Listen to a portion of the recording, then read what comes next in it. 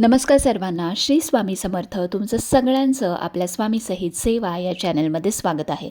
एक विनंती आहे की आमचे जर व्हिडिओज तुम्हाला आवडत असतील तर प्लीज लाईक, शेअर आणि सबस्क्राईब करायला विसरू नका. तर तुम्हाला थंबनेलच्या बॅनरवरून कळलंच असेल की आम्ही 2 दिवसापूर्वी अक्कलकोटला जाऊन आलो. म्हणजेच गुरुवारी संध्याकाळी आम्ही पुण्यातनं निघालो आणि हा प्लॅन अगदी 1 दिवसा अगोदर ठरला आणि आम्ही जे खेपेला हॉटेलला जे राहतो, ज्याचं नाव आहे अजिंक्य तारा, तर म्हटलं ॲटलीस्ट फोन करून विचारूया की 1 रात्रीचं आम्हाला बुकिंग तरी मिळेल का, किंवा 2 रात्रीचं, म्हणजे गाणगापूर पण केलं असतं. पण ते म्हटले की हॉटेल फुल आहे रविवार सोमवारपर्यंत, फक्त एकच रूम खाली आहे जी तुम्हाला आम्ही देऊ शकतो. तर आम्ही ती लगेच बुक केली. अचानक ह्यांच्या मनात आलं की जायचं का. म्हटलं चला, कधीच आपण नाही म्हणत नाही अक्कलकोटला जाणार असेल तर. तर आम्ही गुरुवारी संध्याकाळी 5 वाजता आमच्या घरातनं निघालो पुण्यावरून आणि आम्ही रात्री 11:30 वाजता अक्कलकोटला पोचलो. त्यानंतर चेक इन केलं. दुसऱ्या दिवशी सकाळी उठलो. इथं हा अजिंक्य ताराचा व्हिडिओ काढला आहे. खूप सुंदर हॉटेल आहे. अगदी म्हणजे अगदी स्वच्छ, हायजीन, व्यवस्थित रूम्स, स्वच्छता इतकी खूप सुंदर आहे ना की तुम्हाला काहीही कंप्लेंट्स येणार नाहीत. त्यांच्याकडं सगळ्यात प्रकारचे रूम्स आहेत. जसं की मला वाटतं 1000 का 1500पासून ते सुपर डिलक्सपर्यंत ट्रिपल रूम्स पण आहेत. तर रूम्स अगदी सुंदर होत्या. कोविडनंतर आपल्याला हायजीन, स्वच्छता ह्याचं महत्त्व कळालेलं आहे. इन्फेक्शन काय असतं, त्यामुळे आम्ही जेव्हा कधीही अक्कलकोटला जातो तेव्हा अजिंक्य तारामध्येच राहतो. आणि उन्हाळा इतका प्रचंड होता, त्यामुळं मग आम्ही AC रूम घेतलेली. म्हणजे रात्रीची आमची झोप खूप सुंदर झाली, कारण दुसऱ्या दिवशी आम्हाला परत अभिषेक करून परत पुण्याकडं निघायचं होतं. तर सकाळी उठून, शुक्रवारी सकाळी उठून, त्या दिवशी अष्टमी होती, म्हटलं मस्त साडी नेसूया, कारण अभिषेकाला जाताना दरखेपेला मी कायम साडी नेसते, कितीही गरमी असेल काही असेल तरी. तेवढे ट्रेडिशन्स मात्र मी कायम फॉलो करते आणि मी दुसऱ्यांनाही सांगते की जेव्हाही तुम्ही तुमच्या देवाला अभिषेकाला जाल तेव्हा साडी नेसून जावा आणि पुरुषांनी सोवळं नेसावं. तर इथं मी सगळं घेऊन गेलेले, जसं बेसनाचे लाडू चितळेंचे, त्यानंतर एक मोठा हार पामरी किंवा उपरणं ज्याला म्हणतात सिल्कचं, त्याच्यानंतर उदबत्ती, स्वामींना आवडतं ते हिना अत्तर आणि अष्टगंध, असं सगळं घेऊन गेलेले यंदा. कारण मागच्या खेपेला मला गुरुजींनी सांगितलेलं की स्वामींना पामरी आणायला किंवा ती छाटी आणायला विसरू नका. तर हे आमचे गुरुजी आहेत ज्यांच्याकडं आम्ही गेले 8 ते 10 वर्ष समाधी मठामध्ये अभिषेक करतो आहे. त्यांची ही सुंदर स्वामींची मूर्ती आहे चांदीची आणि पादुका पण आहेत. तुम्ही त्यांना यांचं नाव आहे सुरेश गुरुजी. तर हे अक्कलकोटलाच राहतात. हे समाधी मंदिरमध्ये गुरुजी आहेत. ते तुम्हाला जसा पाहिजेल तसा ते तुम्हाला अभिषेक करून देतात. फक्त तुम्ही 1-4 दिवस त्यांना अगोदर फोन करा आणि त्यांना सांगा की आम्ही असं असं येणार आहे. 500पासून 1000पासून पुढं कधी कितीही तुम्ही अभिषेक करू शकता. यंदा आम्ही 1000चा अभिषेक केला. तुम्ही इवन 500चा, किंवा त्यांना जर रिक्वेस्ट केली तर आणि सांगितलं की तुम्हाला असा असा अभिषेक करायचा आहे, तर ते सगळी अरेंजमेंट करतात. तर त्यांचा नंबर मी आता इथं देत आहे. त्यांचं नाव आहे सुरेश गुरुजी. तुम्ही त्यांना बिंदास फोन करू शकता आणि हे समाधी मठामध्येच फक्त अभिषेक करतात. तर यंदा इतका सुंदर अनुभव आला की ह्यांच्या मनात आलं जाऊया आणि एका दिवसात ठरलं. नाहीतर आपण किती ठरवत असतो की जाऊया जाऊया जाऊया, पण अक्कलकोटला प्लॅन करून जाणं आणि ते स्वामींनी तुम्हाला बोलून घेतल्याशिवाय तुमचा प्लॅन होत नाही, किंवा स्वामींचा आदेश आल्याशिवाय आपण अक्कलकोटमध्ये पायसुद्धा ठेवू शकत नाही.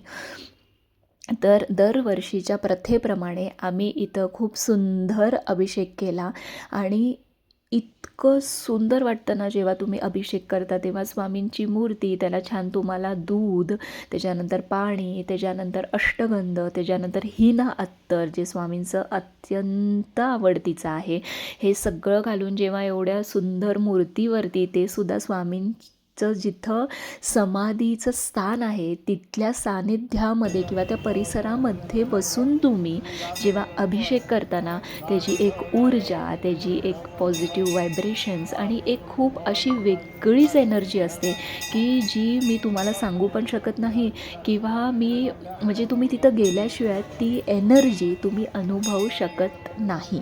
तर तुम्हाला शक्य असलं तर वर्षातनं जसं आपण आपल्या कुळदेवीला जातो आणि कुलाचार करतो, तसंच जर तुम्ही स्वामी भक्त आहात तर अक्कलकोटला समाधी मंदिरामध्ये जाऊन एक तरी वर्षातनं अभिषेक करायला विसरू नका. भले मग तो तुम्ही 500 रुपयाचा करा, 1000 रुपयाचा करा, 2000 रुपयाचा करा, जसं तुम्हाला जमेल तसं तुम्ही नक्की करा. पण वर्षातनं एकदा जसं आपण कुळदेवाला जातो तसं अक्कलकोटला जाणं मात्र विसरू नका. तर इथं खूप सुंदरसा असा आम्ही अभिषेक केला आणि त्याच्यानंतर जे काय मी आणलेलं ते आम्ही सगळं अर्पण केलं. त्याच्यानंतर इथं जर तुम्हाला काही इच्छा असेल किंवा तुम्ही काही कामासाठी इथं आला असाल, समजा तुमचं काही काम होत नसेल तर गुरुजींना सांगायचं ते म्हणजे जेव्हा तुम्हाला ते नारळ तुम्ही तुमच्या परिवारातर्फे ठेवता तेव्हा ते सांगणं करून घेतात की अशी अशी तुमची अडचण आहे किंवा तुम्ही हा अभिषेक करताय तर ह्या कारणासाठी करताय तर तुम्ही तसं करू शकता. तर ही जी रेड कलरची जी पामरी किंवा छाटी दिसते आहे किंवा उपरणं दिसतं आहे ते सिल्कचं आहे, ते मी स्वामींना आणलेलं. आणि हे येल्लो कलर जे आहे ते माझ्या आईंनी दिलेलं. त्यामुळे दोन्हीही आम्ही अर्पण केली. छान चितळेंचे बेसन लाडू आम्ही घेऊन गेलेलो तर ते अर्पण केले. आणि इथं बघा स्वामींची मूर्ती किती सुंदर दिसते आहे आणि इतकं प्रसन्न वाटतं ना हे सगळं करताना. लिटरली मी तुम्हाला सांगू शकत नाही की डोळ्यातनं पाणी येतं. आणि हे सगळं झाल्यानंतर तुम्हाला ते जिथं स्वामींची समाधी आहे, चोळप्पा महाराजांची जिथं मेन घराच्या बाजूला जिथं स्वामींची समाधी आहे, तर तिथं तुम्हाला आत नेऊन डोकं टेकवायला लावतात. आणि जेव्हा तुम्ही समाधीवरती डोकं टेकवता तेव्हा असं वाटतं की जेव्हा नाही का आई आपल्या मुलाला कुशीत घेते तर ते जे फिलिंग आहे ते फिलिंग तुम्हाला येतं आणि तुम्हाला डोळ्यातनं हे अश्रू तुमचे थांबवतच नाही. हे गेले मी आता 7 वर्ष अनुभवते आहे आणि हे फिलिंग खूप मस्त आहे. तुम्ही खरंच जावा आणि म्हणजे तिथं डोकं टेकवल्यावर ना काहीही मागायला सुचत नाही, कृतकृत्य होऊन जातो माणूस. आणि अनुभव सांगायचा म्हणजे मी स्वामींना सांगितलेलं की स्वामी एक माझी जी काय गोष्ट आहे, एक विनंती होती माझी गेली 4-5 वर्ष ते नाही कंप्लीट होत आहे. सो मी त्यांना तेच सांगितलं की स्वामी असं असं असं आहे आणि मला आज तुमच्याकडून काही ना काहीतरी उत्तर हवं आहे. हट्ट म्हटलात तरी चालेल एका मुलीचा. तर तुम्हाला काय सांगू, जेव्हा मी नमस्कार करत होते, आमचे गुरुजी गेले, आमचा सगळा अभिषेक वगैरे झाला आणि त्याच्यानंतर मी समाधी मठाच्या इथं फक्त पैसे घालायला गेलेले जे माझ्या आईंनी बहिणींनी दिलेले. जेव्हा मी नमस्कार केला आणि जेव्हा मी उठले तेव्हा तिकडचे एक वेगळे गुरुजी होते. ते म्हटले इकडे ये बाळ आणि त्यांनी माझ्या ओटीमध्ये नारळ घातला. म्हणजे मी तुम्हाला तेच सांगते की स्वामी हे सगळं ऐकत असतात, स्वामी हे सगळं बघत असतात आणि ते तुम्हाला रिस्पॉन्ससुद्धा करतात. त्यामुळे हा खूप एक सुंदर अनुभव मला आलेला आणि खरंच खूप छान वाटलं की असं वाटलं की आपली आई किंवा आपले जे कोण आपले गुरु आहेत ते आपलं ऐकतात आणि तुम्हाला रेस्पॉन्ड करतात. हे खूप मोठी गोष्ट आहे. आणि मग अष्टमी होती तर आम्ही दोघांनी ठरवलं की चला तुळजापूरला जायचं. तिथंही आमचे गुरुजी आहेत शरद गुरुजी, त्यांचाही मी तुम्हाला नंबर देते.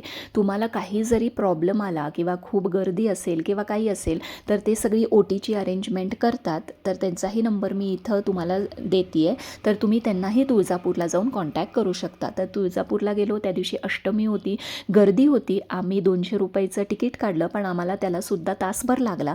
पण जास्त शूटिंग नाही करू शकलो, खूप दमलो होतो, गरमी होती प्रचंड. आणि मग 4:30 वाजता आम्ही तुळजापूरवरून निघालो. छान दिवस खूप सुंदर गेला. शुक्रवार होता. स्वामींचं दर्शन, अभिषेक, मातेचं दर्शन आणि ओटी भरली साडी घालून. आणि चतुर्थी नावाचं एक खूप सुंदर नवीन हॉटेल हायवेला झालेलं आहे. तर तिथं आम्ही रात्री जेवलो आणि अराऊंड 11:30 11:30पर्यंत आम्ही परत पुण्यात पोचलो. तर अशी ही खूप एकदम अचानक पण तेवढी सक्सेसफुल झालेली ट्रिप होती, कारण स्वामींचाच आदेश होता. आणि समाधी मठामध्ये अनुभव जो मी आला तो तुम्हाला शेअर केला. तर दरवर्षीप्रमाणे जे लोक आपल्या कुळदेवाला कुळदेवीला जातात त्याचप्रमाणे स्वामींना जाऊन अभिषेक करायला विसरू नका. श्री स्वामी समर्थ.